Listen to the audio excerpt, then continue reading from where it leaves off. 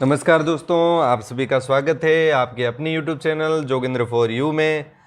आज दोस्तों अपन चर्चा करेंगे कक्षा 12 के इतिहास विषय के पेपर के बारे में। मैं 2021 का पेपर आपके लिए लेकर आया हूं, जो 100 नंबरों का आपके बोर्ड के अंदर आता है। 100 नंबर टोटल पूर्णांक होते हैं इस पेपर के।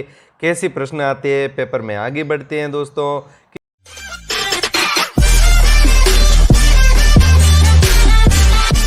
सारे निर्देश दे रखे हैं। प्रश्न संख्या 1 से 8 तक खंड अ के अंदर दो नंबर के प्रश्न आते हैं और प्रत्येक प्रश्न 20 शब्दों के अंदर आपको उत्तर देना होता है।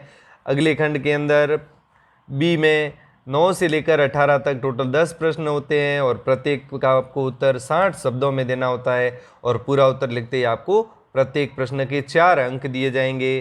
खंड स के अंदर प्रत्येक प्रश्न 8-8 नंबर का होता है और प्रत्येक का उत्तर आपको 200 शब्दों में देना है। टोटल 19 से लेकर 23 तक टोटल 5 प्रश्न आपको पूछे जाएंगे।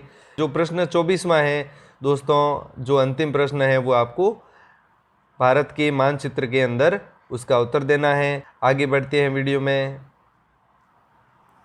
खंड अ पे चलते हैं। प्रश्न संख्या फर्स्ट जो 2 नंबर का है, सिंधु सरस्वती सभ्यता में जल विकास की कोई 2 विशेषताएं लिखिए।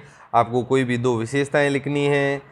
प्रश्न संख्या 2, किन्हीं 2 उपनिषदों के नाम लिखिए। टोटल 11 उपनिषद है दोस्तों, जिनमें से आपको किन्हीं भी 2 के नाम लिखने हैं। प्रश्न संख्या 3, राष्ट्र संघ के किन्हीं 2 अंगों के नाम लिखिए। आप राष्ट्र संघ के कोई 2 अंगों के नाम लिखिए। प्रश्न संख्या 4, आतंकवाद का क्या अर्थ है दोस्तों। 20 शब्दों के अंदर यानी आपको आतंकवाद की परिभाषा लिखनी है। प्रश्न संख्या 5, गुरु नानक का जन्म कब व कहाँ हुआ। आपको उनकी जन्म तिथि और स्थान लिखना है। प्रश्न संख्या 6, कनिष्क के दरबार में रहने वाले किन्हीं 2 विद्वानों के नाम लिखिए। कोई 2 विद्वानों के नाम लिखने हैं आपको। प्रश्न संख्या 7, महात्मा गांधी ने दांडी यात्रा कब व कहाँ से प्रारंभ की। आपको स्थान व दांडी यात्रा का समय लिखना है। प्रश्न संख्या 8, भारत की स्वतंत्रता के समय राजपुताने में टोटल कितनी रियासतें थी। 22 रियासतें थी। किन्हीं 2 के नाम लिखिए। आप किन्हीं भी 2 रियासतों के नाम लिख सकते हो।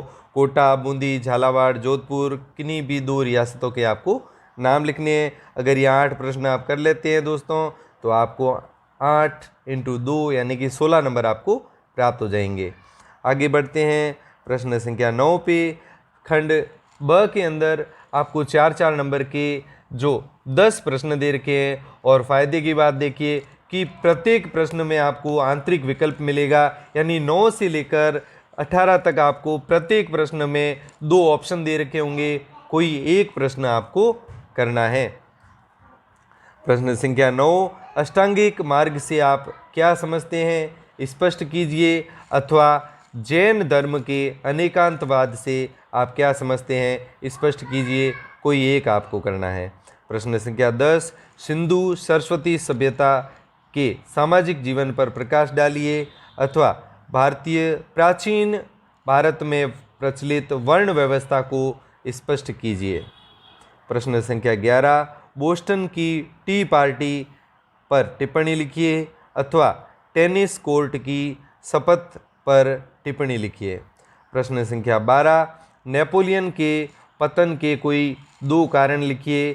अथवा में है जर्मनी के एकीकरण की कोई 2 बाधाएं लिखिए। प्रश्न संख्या 13, संयुक्त राष्ट्र संघ के कोई 4 उद्देश्य लिखिए। अथवा आर्थिक मंदी के कोई 4 परिणाम लिखिए। प्रत्येक में आपको एक एक प्रश्न अटेंड करना है।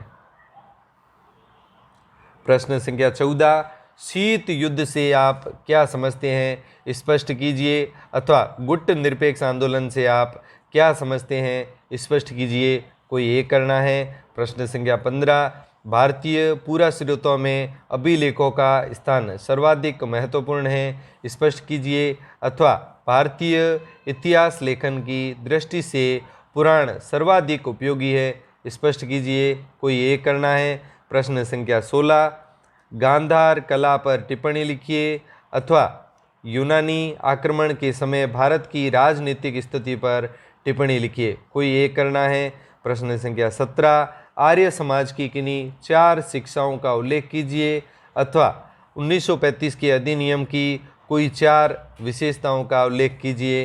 प्रश्न संख्या 18, बिजोलिया किसान आंदोलन पर संक्षिप्त टिप्पणी लिखिए। अथवा में है प्रजामंडल आंदोलन पर संक्षिप्त टिप्पणी लिखिए। प्रश्न संख्या 19, आगे दोस्तों खंड सी के अंदर प्रत्येक प्रश्न में आपको आंतरिक विकल्प दिया जाएगा। प्रथम विश्व युद्ध के परिणामों का वर्णन कीजिए अथवा रूस की क्रांति के प्रमुख कारणों का वर्णन कीजिए। प्रश्न संख्या 20, परिवहन एवं सूती वस्त्र उद्योग के क्षेत्र में औद्योगिक क्रांति का वर्णन कीजिए अथवा चित्रकला एवं स्थापत्य कला में पुनर्जागरण के प्रभावों का वर्णन कीजिए।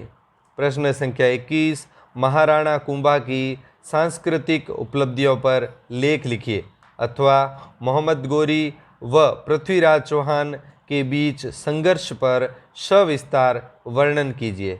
कोई भी एक करना है आपको। 8-8 नंबर के प्रश्न है।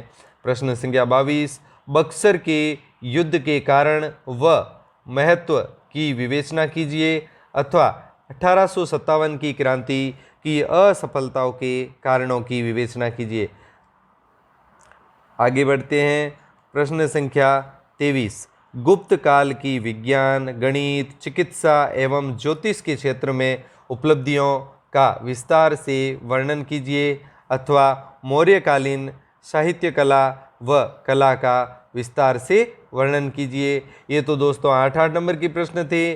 अगला प्रश्न संख्या जो 24 है वो है 4 नंबर का प्रश्न है। आपको भारत का मानचित्र दिया जाएगा, उसके अंदर आपको ये 4 स्थान दर्शाने हैं, अमृतसर, लखनऊ, बम्बई और मद्रास।